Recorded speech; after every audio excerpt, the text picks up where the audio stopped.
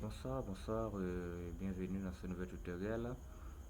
Tant annoncé. Voilà, dans lequel nous allons déjà commencer par poser les bases pour notre aventure, pour continuer, notre aventure de réalisation, plutôt de mise en place d'architecture professionnelle, inspiré bien sûr, du modèle MVC. Voilà, je vous parle comme ça du MVC, architecture MVC, mais certains se disent, bon, mais on connaît MVC, on connaît tout, non?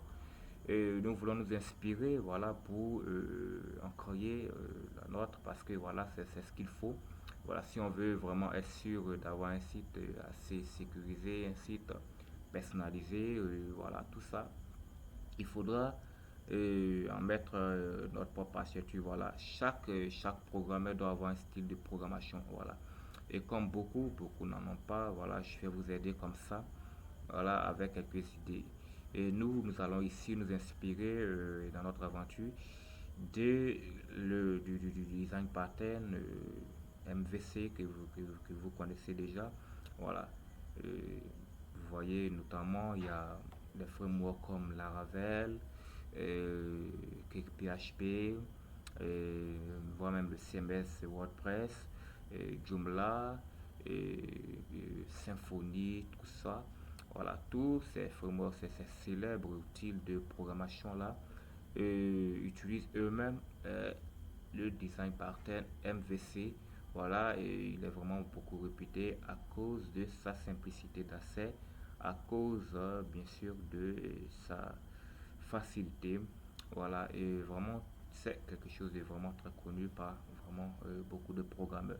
Voilà, vous avez quelque chose, vous avez un site fondé sur une telle architecture, vous pouvez voilà, et avoir un code déjà professionnel que vous pouvez redistribuer après ou vous pouvez laisser voilà, d'autres personnes facilement travailler, ajouter des nouvelles fonctionnalités, apporter des modifications et facilement à votre site web. Ok, mais ici nous allons dans notre cas faire quelque chose qui ressemble beaucoup euh, à cette architecture-là. Voilà, nous allons juste nous inspirer, voilà, et pour en créer un autre. Ok, donc je vous présente déjà, j'ai déjà commencé. Et voilà, vous voyez ici, et non, j'étais en train de truc. Attends. Ok, ici, vous pouvez voir, et ici, attends, je montre, voilà.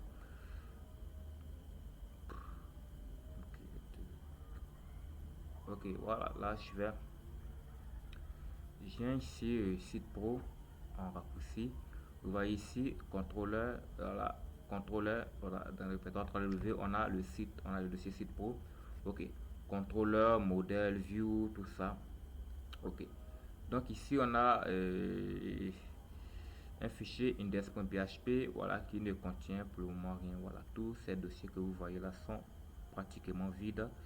Voilà, comme vous pouvez le voir. Attends, je reviens. Voilà, modèle aussi, vous voyez ici, c'est vide, pratiquement vide. Vous voyez view, voilà, c'est vide. Ok. Ici, je fais quelque chose de très simple, hein. Vous voyez ici, on a contrôleur, on a modèle, on a view.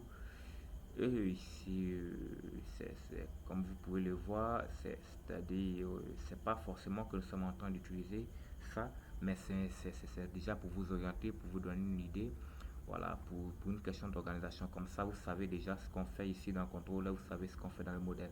Ok, pour ceux qui ne savent pas, je vous rappelle, le modèle, voilà, le dossier modèle, et c'est celui qui joue le rôle de, voilà, je vais dire, bon, qui gère tout ce qui est donné, voilà, gestion de données, la donnée qui nous parviennent depuis la base de données, voilà. Donc c'est le seul dossier qui a accès à la base de données, voilà, qui établit la connexion à la base de données, qui tire des ressources sur notre table de base de données, tout ça, et qui le renvoie au contrôleur qui va ensuite l'envoyer à la vue. Voilà. Donc la vue, à chaque fois qu'il a besoin de données, il passera la demande au contrôleur, voilà, au contrôleur qui va aussi ensuite lui demander au modèle. Donc le contrôleur en quelque sorte joue le rôle d'intermédiaire, voilà, entre ces fichiers là. Donc il exécute, voilà, tout ce qui est PHP exécution, voilà, et tout ce qui est communication entre le modèle et la vue est ici comme son nom l'indique, view, voilà, vue, c'est tout ce qui est résultat final, tout ce qui s'affiche du côté de l'utilisateur. Voilà, le résultat, ça dit que bon, c'est quelque chose qui va contenir pratiquement bon, du HTML, CSS, un peu de PHP pour afficher aussi. Voilà les résultats qui nous sont parvenus du modèle. Ok, donc vous voyez que c'est quelque chose de vraiment très simple. Et nous allons nous inspirer déjà de ces concepts-là pour en mettre en place vraiment une architecture très professionnelle qui va nous aider, qui va nous permettre, qui va nous suivre dans tous nos projets de réalisation de sites web. Voilà, ça sera adapté. Vous voyez ici, par exemple, dans notre cas, nous allons utiliser, pour l'exemple, bien sûr, un template. Voilà, un template que j'ai placé au niveau de ce dossier-là. Donc, vous voyez ici, les templates sont toujours comme ça, et sont fondés sur cette architecture basique-là. Vous voyez ici, on a les pages ici, ainsi que les dossiers. Vous voyez ici le dossier CSS par exemple. Voilà, ces dossiers-là travaillent ensemble. On a aussi un autre dossier image ainsi que un dossier JS. Voilà, particulièrement quelque chose de très très simple. J'ouvre déjà la page d'accueil ici. Vous allez comme ça, comme ça vous donne au moins une idée. Voilà, vous allez voir. Ok, ok. Au niveau du navigateur, bien sûr. Voilà, vous voyez ici, on a Game On. Voilà, ok, Game On. Et puis CDR, tout ça. Donc ici, c'est le template que nous utilisons. C'est le template que nous allons utiliser, voilà, pour notre exemple. Voilà, nous allons quand même pas faire quelque chose, là, nous allons pas, quand même pas nous-mêmes créer des choses là maintenant. Voilà, vous pouvez avoir, bon, quelle que soit la maquette, la personne qui vous réalise la chose, tout ça, vous, quelle que soit la chose, voilà, avec l'architecture, voilà, vous pourrez vraiment tout faire. Ok, donc ici, follow as, tout ça, là, voilà, c'est quelque chose de très simple. Ok, qu'est-ce que nous allons faire? Quel est notre objectif? Quel sera notre objectif? Ici, vous voyez, on va cliquer sur la page Home, Game, voilà, on va dans Game, et ici, on voit dans Jeu, tout ça. Vous voyez qu'ici, on voit game.html, et quand je reviens dans Home, on voit home.html. Ok, ici, qu'est-ce que nous voulons faire? Nous voulons avoir une URL de façon comme ça. Ok, localhost. Bon, au cas où nous serons en ligne, voilà, ça sera www, le nom du site.com ici, comme nous sommes en local. Donc, localhost ici. Ensuite, on fait site pro. Voilà, site pro. Voilà, URL comme ça, passer dans notre site. Et pour ouvrir cette page, par exemple, Home, on aura quelque chose comme ça. Voilà, on n'aura pas de point HTML, on a slash comme ça. Voilà, vous voyez, ça paraît un peu comme un dossier. Et voilà, alors c'est pas un dossier, voilà, et le principe c'est quoi? Qu'est-ce que nous avons fait? C'est un peu comme si nous avons écrit comme ça, P, voilà, j'ai abrégé, page égale home. Voilà, page égale à home. Voilà, c'est comme ça. Voilà, c'est un peu comme si nous avons écrit quelque chose comme ça.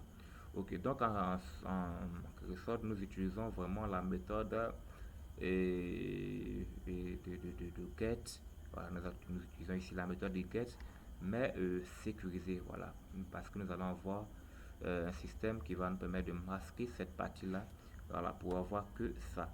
Et le serveur sera interprété, saura que ça, ce n'est pas un dossier, mais plutôt une valeur, voilà, d'une variable, voilà, qui a été créée juste après le point d'interrogation, voilà, qui est dans notre cas ici, page, ok, et plus la valeur, voilà. C'est comme ça qu'il va comprendre la chose quand on ira, par exemple, dans la page de game, et il fera game, voilà, game, comme ça, ainsi de suite, ok. Donc ici, voilà, c'est globalement ce que nous allons faire. Ok. Et pour faire cela, c'est vraiment très simple. Voilà. Et pour le template, je vous invite, vous pouvez créer, vous pouvez avoir tout ce que vous voulez. Vous pouvez aussi utiliser un autre template. Voilà, ou vous pouvez aussi rechercher ce template là, Endgame, bon, Endgame, bon, abrégé comme ça. Vous pouvez rechercher et voilà, pour utiliser si vous voulez rester dans la même logique que moi. Voilà, moi j'ai pas la connexion, je peux pas vous montrer autant de choses. Et donc ici, ce que je vais faire, c'est tout de suite de copier tout ça et coller là. Mais là, je vais laisser d'abord pour le moment et je vais préparer mon template, je vais préparer mon architecture, puis venir ensuite copier tout ça et à le coller. Ok, donc ici, il y aurait quelque chose à préparer et on a déjà mis en place le nécessaire, hein. Voilà, ok, donc je vais déjà créer mon template, je vais déjà mettre mon template, je vais déjà installer mon template au niveau du site. Voilà, pour voir ce qu'il faut rajouter, tout ça. Ok, donc ici je viens au niveau du site pro, je colle tout ça ici. Voilà, ici vous voyez on a le dossier CSS, tout, on a aussi les pages. Ok, donc qu'est-ce qu'on va faire ici? Le fichier, on laisse tout ça. Ok, donc ici on va créer, on va utiliser notre dossier CSS ainsi que le dossier JS. Et ces dossiers là, comme vous pouvez le voir, ils font partie de dossier vue parce que j'ai dit la vue, voilà, c'est tout ce qui apparaît pour l'utilisateur. Vous voyez ici JS et tout ça, c'est du côté client.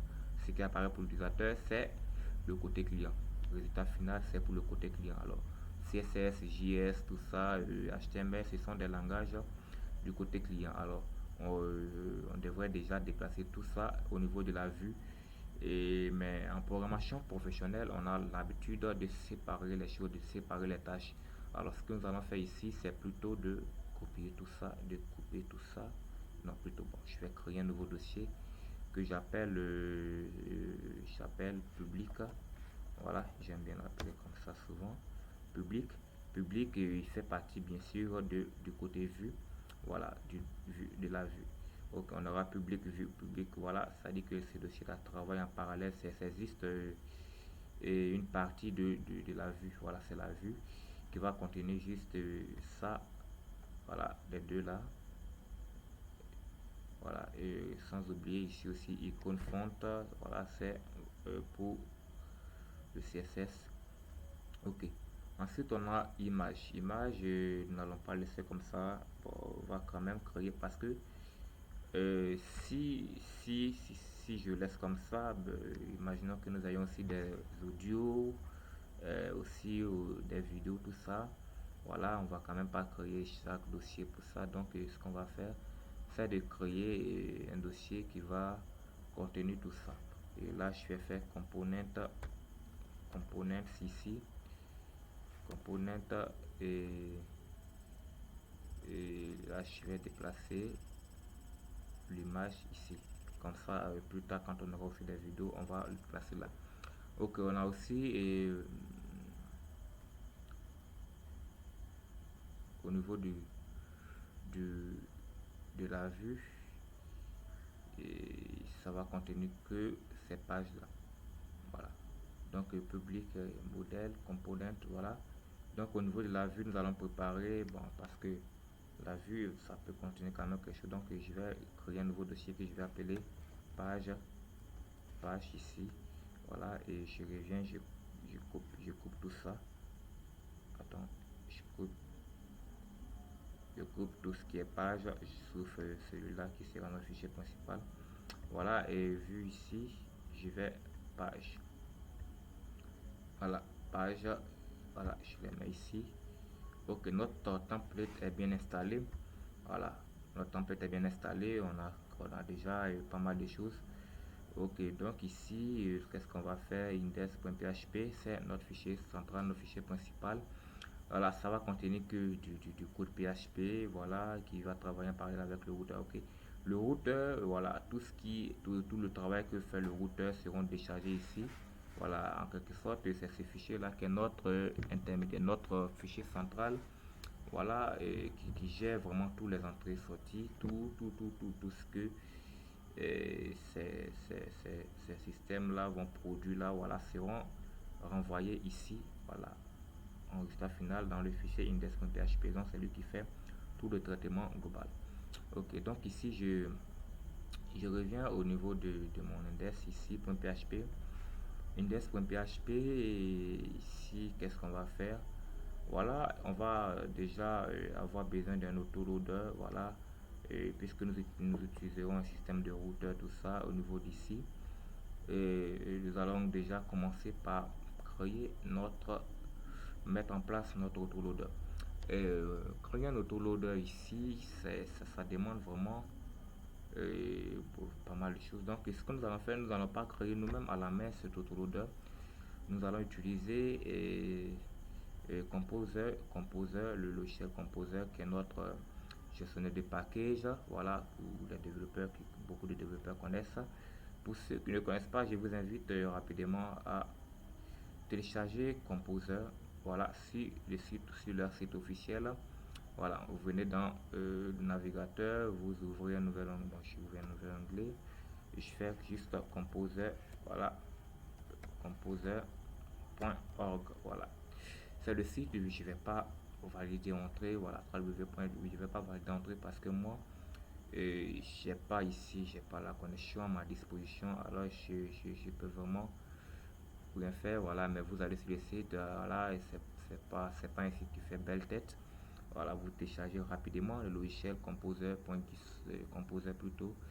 Vous aurez, ça viendra rapidement. Voilà, lorsque vous aurez installé Composer, ok, lorsque vous aurez installé Composer, celui-ci prendra l'espace global de votre machine. Voilà, votre ordinateur. Et c'est ce qui vous permettra du coup d'y accéder via votre invité de commande. Voilà.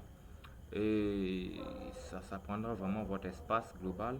Voilà, afin que vous puissiez déjà exécuter de ces commandes à partir de votre invité de commande sous Linux, à partir de votre console. Ok. Donc ici, je l'ai déjà installé moi. Donc ce que je fais, c'est je viens au niveau de mon CMD. Voilà, je vérifie que Composer est bien installé. Alors ce que je fais, voilà, quand vous aurez installé, vous tapez la même chose que moi, Composer. Voilà, quand vous tapez, on attend un peu. Dès que vous voyez ce truc là, voilà, ce logo là, alors vous voyez que Composer est bien installé. Voilà, vous voyez, Composer est bien installé. Ok, donc je reviens. Ok, ce que je fais, je vais me connecter je vais me positionner par rapport à mon répertoire ici. Voilà, et pour demander à Composer de créer un nouveau fichier composer.json. Voilà, et dans lequel nous allons configurer notre autoloader. Voilà, donc ici je reviens au niveau de mon CMD et attends, ce que je fais. Voilà, vous voyez ici, on aura besoin de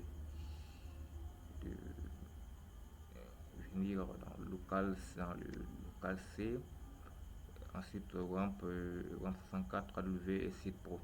Ok, donc ici, pour ceux qui ne peuvent pas, vous pouvez aussi rapidement faire CTRL, plutôt Shift plus un clic droite, voilà, pour ouvrir ça vous déballera plusieurs options parmi lesquelles vous allez choisir ouvrir la fenêtre PowerShell ici. Voilà, ça vous fera déjà le lien et vous pourrez déjà commencer par taper Composer la commande de Composer pour créer ces fichiers.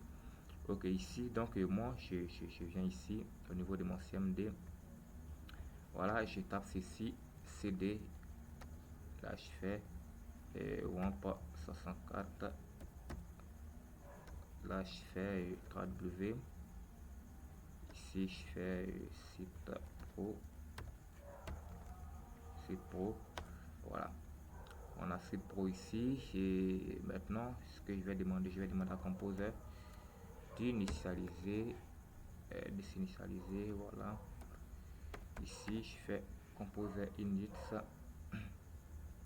Ok, il me dit welcome to Composer config generator. Voilà, bienvenue pour ceux qui ont un problème avec l'anglais. Et voilà, il nous dit bienvenue, voilà, dans le générateur de configuration de Composer. Ok, donc ici, de quoi this command will give you drag scripting your composer.json .json config, voilà.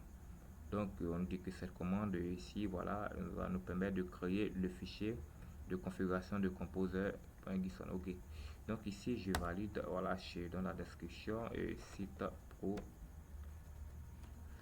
si vous voulez, architecture. Et vous n'êtes d'ailleurs pas obligé de mettre quelque chose ici. Bon, ici par contre, ici nous sommes obligés.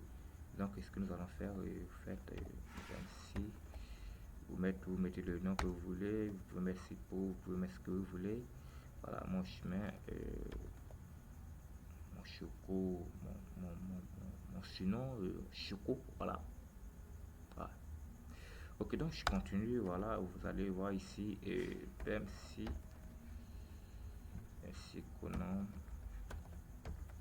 arrobase, site-pro.com, voilà. Ok, projet,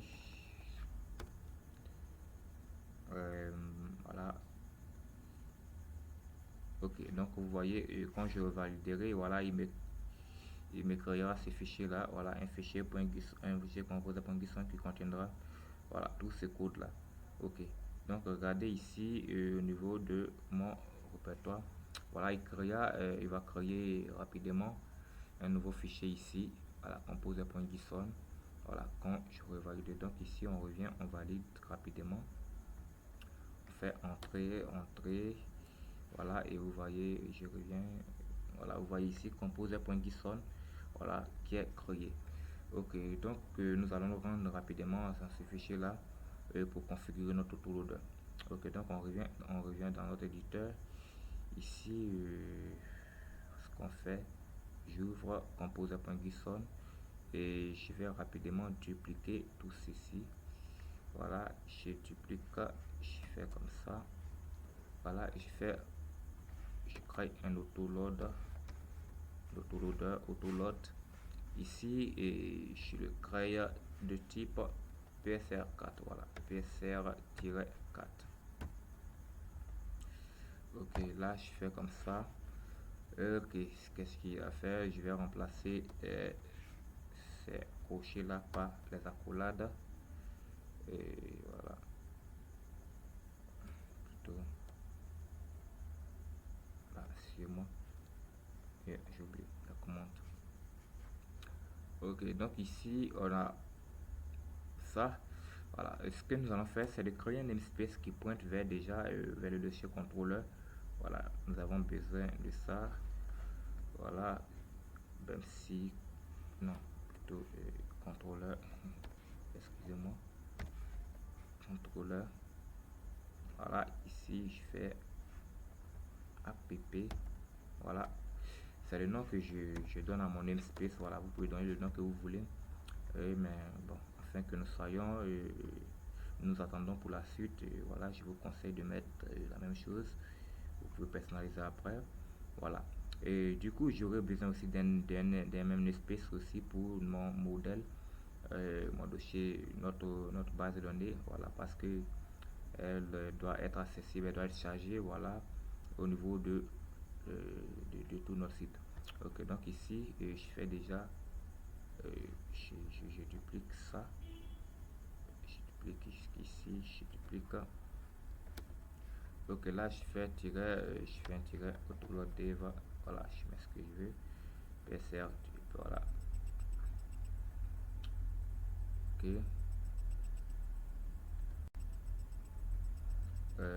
Là je dirais que c'est le namespace modèle et qui va pointer vers le dossier modèle. Ah, vous pouvez appeler, bon, moi je préfère l'appeler comme ça pour le moment, modèle, voilà, c'est bon. Vous pouvez l'appeler base aussi, bon, ok. Ok, donc ça va, je pense que ça va. Voilà, on va supprimer, je vais supprimer tout ça. Ok, donc voilà, ça va, hein, je vais demander maintenant à mon contrôle, je vais demander maintenant à notre composeur de l'initialiser, voilà, de créer de créer l'autoloader. Voilà, vous allez voir qu'il va créer un nouveau dossier du nom du vendor et qui va contenir tout notre autoloader. Ok, donc ici, je reviens dans mon invité de commande ici, et non, ici, et je demande à composer de valider. Fait ici, composer, voilà, quand, voyez, composer, composer dump tiret autoload. Ok. Ok, donc il vient de créer, voilà, la classe, vous voyez ici, vous voyez ici, il vient de créer un nouveau dossier, voilà, un nouveau dossier vendor. Voilà, ce dossier contient beaucoup de surprises. Je vous dis beaucoup de surprises, oui, qu'on n'a pas eu besoin de créer nous-mêmes à la main. Voilà, vous voyez que c'est vraiment très intéressant. Voilà, décharger rapidement ce logiciel, vous allez voir, ça vous permettra de faire vraiment beaucoup de choses. Nous allons faire un tutoriel sur Composer, voilà, pour vous apprendre beaucoup de choses. Ok, ici je reviens dans mon éditeur, voilà, pour vous montrer ce que notre emballage contient. Voilà, Composer ici, on a tous ces fichiers là. Oui, Composer map, voilà, Composer autoload PSR4, voilà, qui contient nos deux namespaces que nous avons créés ici. Voilà, modèle, autoload real, voilà, vous voyez ici. Non, je suis un autoload statique, ok, vous voyez ici, modèle. Ensuite, on a la première lettre de notre namespace A, M et puis A. Voilà. Voilà. Donc, voilà, nous n'allons pas étudier tout ça. C'est pas un truc. Voilà. Et ce qui va nous intéresser ici, surtout, c'est ce fichier-là. Voilà, parce que lui, il fait déjà référence à tout ce qui est là-bas. Ici, vous voyez, autoload. Ici, on a require en dire composer autoload real PHP. Voilà, vous voyez ici, il charge au niveau du dossier composer d'autres fichiers autoload real PHP. Ok, ici, voilà, vous voyez ici, autoload real.php. Voilà, donc nous avons juste besoin de ce fichier là. Voilà, c'est ce fichier là que nous allons avoir besoin de charger. Voilà, au niveau de notre index.php. Voilà, vous voyez ici, donc je tape la commande php. Voilà, je fais un require de directory name, je fais file